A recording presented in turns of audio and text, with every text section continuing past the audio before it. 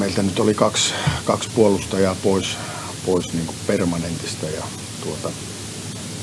se vähän sotki sitä YVtä, toki sotki myös TPS ja epäilen vielä, että tahallaan.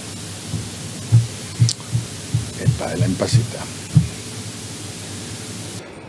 Illalla pelin jälkeen nostettiin siinä kissa pöydälle tässä joukkueen kanssa tässä vieraspelaamisessa ja aamulla tungettiin se kissa putkeen.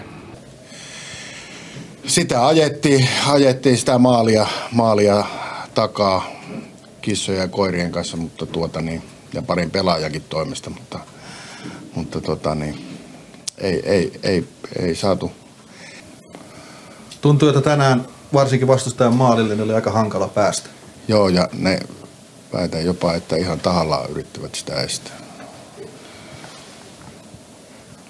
Lähdetään tästä Mikkeliin yöhön, että pojat menee hotelliin ja mä menen rouvan kanssa lusikkaan, ei se sen kummempaa.